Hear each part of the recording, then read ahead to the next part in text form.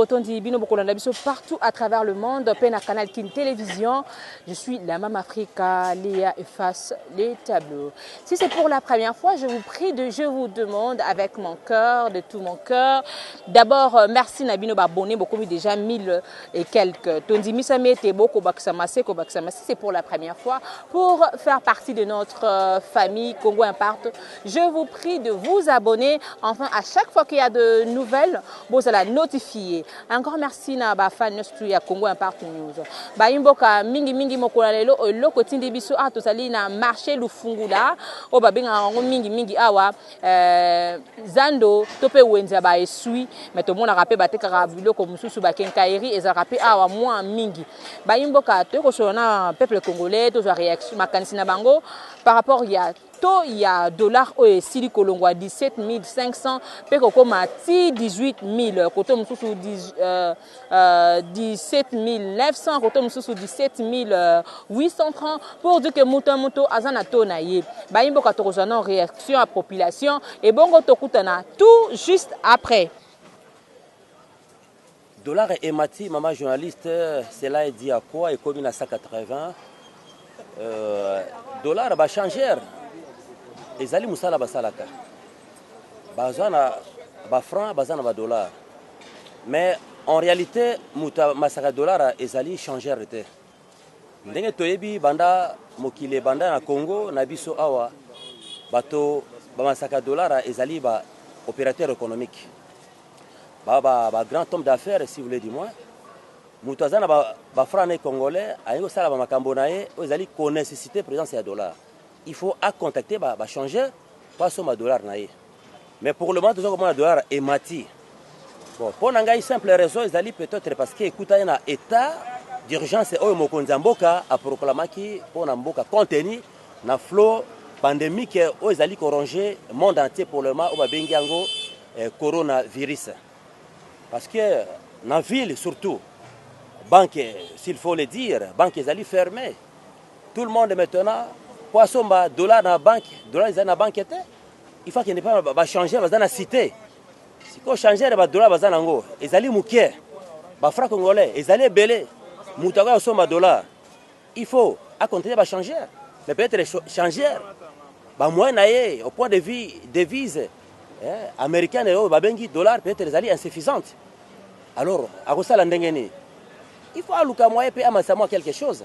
Mais là, vous allez déplorer pour ndeko na biso ba changer mususu. Zape malamu te. Mutu na mutu a komi na to na marque na ye. Bato bazo komana ba tableau par-ci par-là. Donc bato ezali ko envahir même pays, même ville à Kinshasa.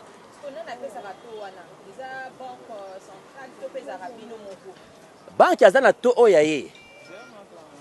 Oya pesaka. Mais compte tenu yande na yuti ko ebisayo dollar ezali mukie na boko ya ba changer oza komona ke peut-être mutaki na banque akokite il faut ça là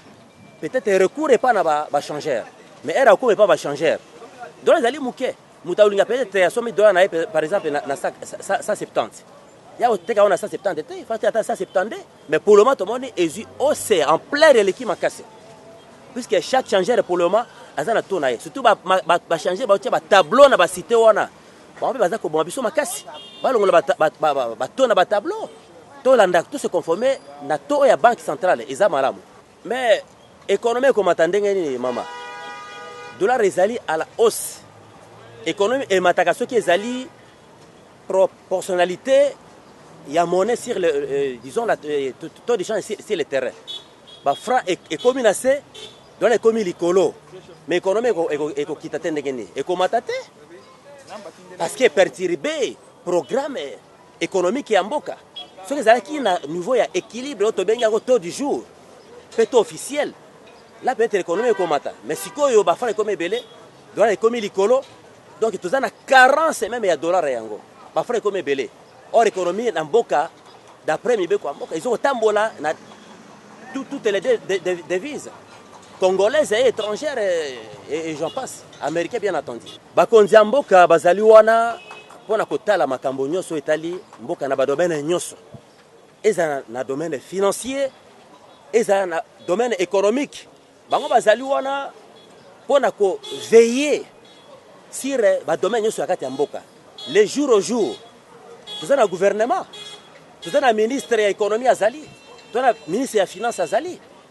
nous avons un DG à banque Azali, mokonzi mboka pe Azali, ya Azali première institution ya mboka oyo. Ce qui est commis les lois oyo boy, na ba ose mboka. Azali vit peut-être un cas d'urgence au mokonzi mboka a décrété qui yango. Mais mokonzi mboka pour le moment, yende Azali na habilité ya ko ba pe un mot état d'urgence.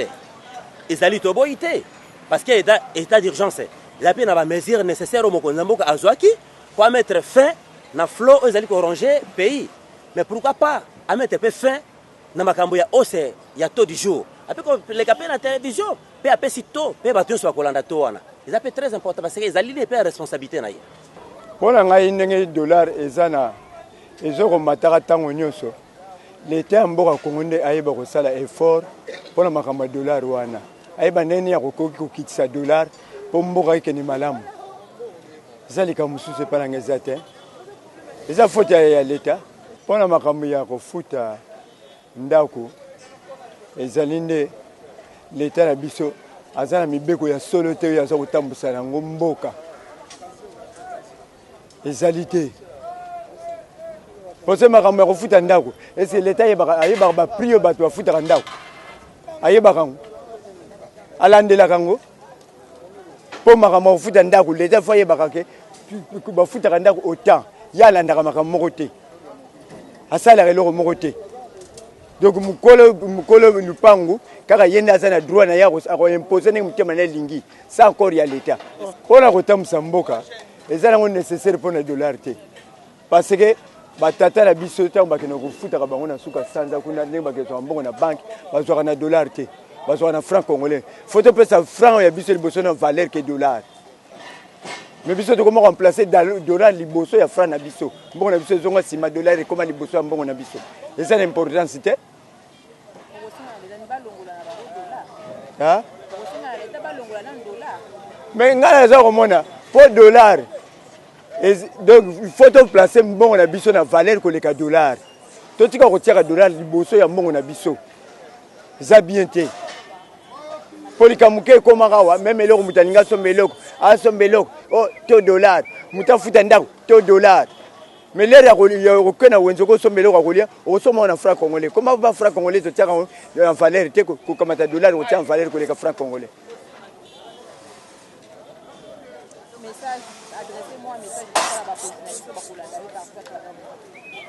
Message maman on a zalango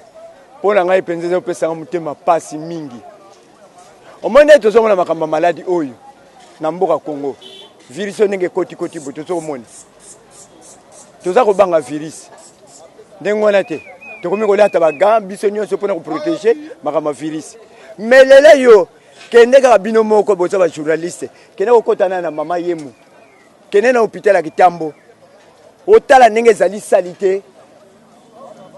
Otala ba toilette za kuna ndenge zali salité. L'état zo sala nini. Depuis deuxième république, ti lelo oyo, l'hôpital wana zali salité.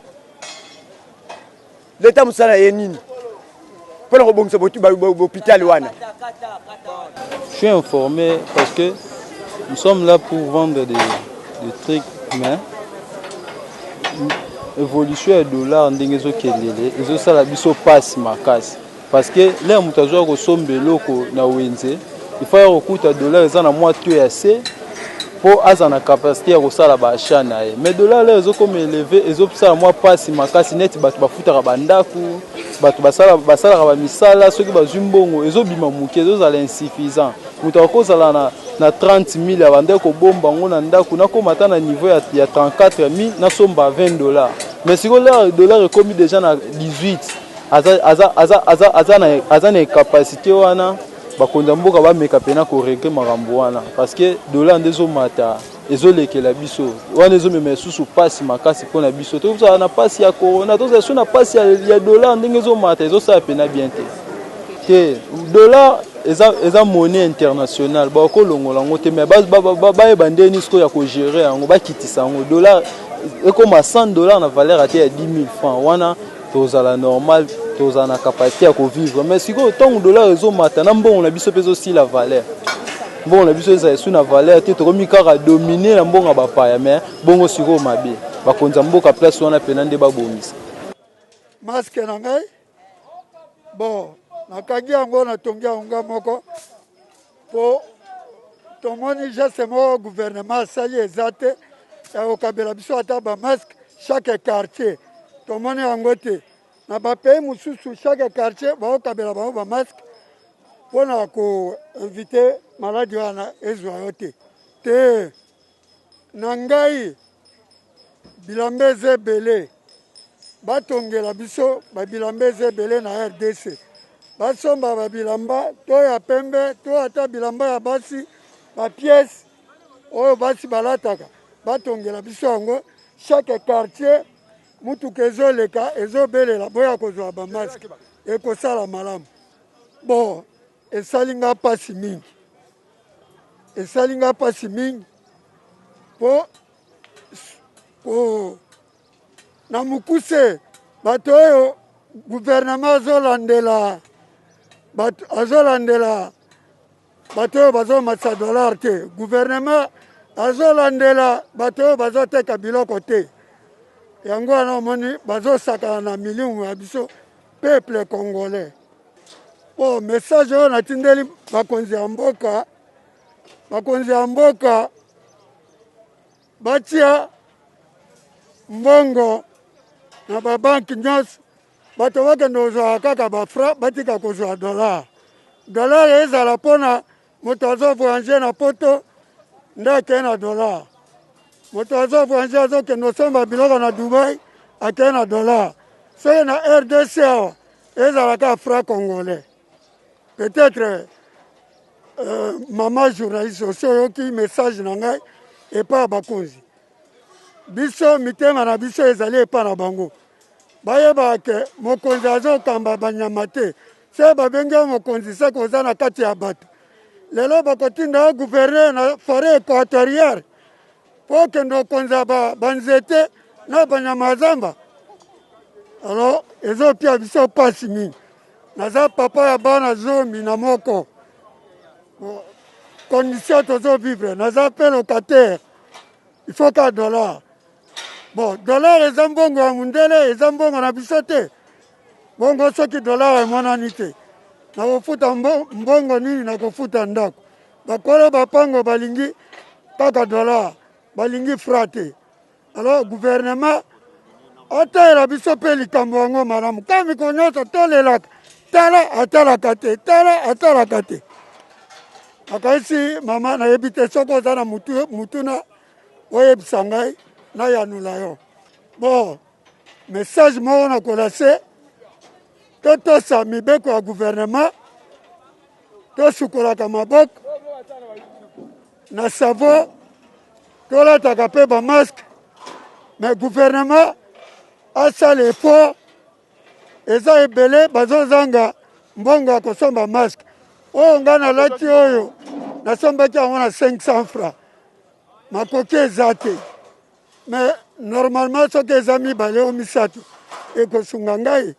mais sikoyo makoki eza te soki leta apesi oyo aye apesi biso peuple e mosusu akokabela biso mibale moko olati ti ekomi midi otoki ochange olati mosusu poko ekoki osukoli yango otandi to otie likolo ya ventilateur ekauki ntongo etani olati moko na poche bon nazosimba yango mpo ezangi élastique peut-être omoni eza ya singa parce que na minute oyo biso nyonso tu misala eza te ezali makambo oyo ezosengaka no gouvernement akoki kopesa biso biloko oyo po eprotéger population nde biso yeyo parce que toza na makoki ya kosomba yango te misala nyonso tu eza bloqué accord ya coronavirus oyo lelo eza na monde entier tozobanga maladi balobi ke fo tozala distance ya 1 mètre alors nazobima te naza na moyen te nasalaka te alors comment se fait-il na kozwa nini kasi bushi oyo soki nga nazwi yango bazoteka yango bazoteka yango 500 francs ya pamba oyo fabrication ya biso moko oyo basali. Bon ezali likamuke na kashe zolo na ngai na munoko na ngai ekota poussière te ekota mupepete, c'est ça. Eza kashi bushi te ke non soit que esa soki ndenge nini te. Mais ezali eloko moko oyo ezali ko se protéger biso na ndenge bakonzi mboka bapesi biso ke esengeli tolata yango to protéger to mi protéger na maladie ya coronavirus oyo tozala 1 mètre na peto to samibeko wana bakonzi balobi. Normalement makambo ya dollar tokoloba boye na mokonzi ya mboka na biso tozwa yango lokola mbongo na biso te, ezali mbongo ya bapaya. Eza mbongo na biso te parce que yango ndezo longola valeur ya mbongo na biso na ndenge oyo mbongo na biso esengeli ezala franc congolais oyo batu nyonso tu esengeli azwa yango na valeur, mais bazokozwa mbongo mundele lokola eloko moko ezali lokola wolo, mais esengeli franc congolais ezwa na topi koleka dollar parce que ba pays mosusu franc congolais dollar baliaka yango te bazwaka yango lokola valeur lokola oyo biso tozozwa yango na Congo awati. Bon normalement nazo lancer message na ba nyonso tu ba congolais o bazolandanga bakonzi ya mboka tozolelepa na ye po tozana lisungi mosusu te oyo tokoki kosala yende papa alobela biso pe atalela biso makambo nyonso tu soki ya lobi ke no dollar ko bandalelo ekita na 10 francs mutu nyonso tu azala na possibilité ya kosimba yango e kozala pe malamu pona peuple. Alors en tant que biso toza peuple tozolela dollar tosimba kango te, mais ezomata bato bazolanda ndenge dollar ezomata ba transport pe ezomata biloko nyonso tu ezomata. Alors mboka ekotambola na désordre te, mboka esengeli bakonzi ya mboka bino boza likolo bozokolanda biso esengeli pe bomimonisa ke no makambo na bino biso tozolanda bino par rapport ya makambo oyo ezosalama tozomona dollar mikolo nyonso lobi kuna ekokoma na 200 000 ozomona ete eza malamu te mpona peuple bozoboma peuple yango moko se tracasser entre temps. Bon maman merci vraiment na réponse wana ezali likambo tokoloba ke no soki tosali marche na mboka na biso mpona ko défendre intérêt na biso ba peuple ekokoma lokola eloko moko contre biso bakonzi ya mboka na biso bazalaka sire ya population te pe biso moko population tozaka sire na bakonzi na biso te tokoko sala marche bientôt biso peuple mais tokobima libanda na banzala na nyonso tobandi kofinga tobandi kosala ozomona ke bakonzi ya mboka pe bakozala na droit te ya kopekisa biso baza na droit ya kopekisa biso. Alors bango esengeli keno tango bayoki keno likambo boye salami esengeli bango bazala prudent pona ko sala kete peuple etomboka te ezala na bon terme. Voilà, très chers amis de Congo Impact News. Je crois que vous avez suivi ensemble avec moi la réaction de quelques Kinois par rapport il y a dollar à Onavi province à Kinshasa. Pour rappel, dollar est commis à 18 000. Pour dire que dans quelques jours, Soki, l'État est supenda mibeko et supenda décision te risque au comati na 20 000 francs, 10 dollars au combat na 20 000 francs. Car on a ba crise oyo, na se crise oyo, na se car batu ba kolela coronavirus, économie pe mboka ko koma passe. C'est vrai que coronavirus est bloqué makambo ebele. Mais comme on a Amérique non bango kuna ba américain le lenge nini normalement dollar il faut quitter. Quand comme on en Amérique le lenge économie na bango pesa ya kokita ba pétrole biloko na bango nyingi eza ya kokita. Mais comme on a na Congo dollar ezali ko mata tozo ba te eza di à quoi toki ba changer ba pesi biso ba point de vue na bango mais aussi toki pe quelques Kinois ba leli que moyen kuta ko somba ba cash ne wana ezalité. Pour dire que la souffrance est de battre plein d'ango Navi province à Kinshasa. Un grand merci à vous, très chers amis de Congo Impact News. Un grand merci à vous, les abonnés de Congo Impact News. Un grand merci aussi à vous qui allez me suivre sur Facebook, sur WhatsApp, surtout dans toute la page au Burundi, la Mama Africa. tozaka toujours na esengo na ngambo na biso tokosala toujours mosala ba risque oyo botuna mama Afrika bakeso mingi te mponga mpe naza na cache nini na nga pembeni tozali ko se protéger penza pona ko rappeler bino sokolaka maboko na yo régulièrement lolenge OMS esengi biso pe soko ningi ko tousser to pe ko kosola il faut ko sala ngo na coude na yo mais aussi mbote ya maboko to pe mbote ya likasu mikolo opemisa ba roulage j'espère que ba roulage ba pemisi penza mbote ya likasu mikolo ezali te poto banga mingi coronavirus. Un grand merci à vous très chers amis pour un rappel. Coronavirus, selon les informations, on a qu'une chance de commis déjà dans le 300 et quelques cas, 25 morts et puis 26 guéris pour dire que évolution paye et ali malembe moi 100 et quelques bazal na évolution mora malam. Un grand merci à vous très chers amis bande connaissance na commune na ville province de Kinshasa partout pour Rolanda biso na Lubumbashi na Congo central bate Congo coronavirus eza awa na RDC. Sokinza Mazongité, un grand merci à Paty Sumbu qui est derrière la caméra. Un grand merci aussi à Fidèle Lusangu depuis Allemagne. Un grand merci à tous les abonnés de Congo Impact News. Un grand merci encore à celui qu'on appelle Joël Levert, Monsieur Leblanc, Monsieur le Français, depuis la France. Que mon Dieu te bénisse et mon Dieu te garde, te protège loin de ces Covid-19. Je crois et je l'espère qu'un jour on va encore se tenir la main. Bye.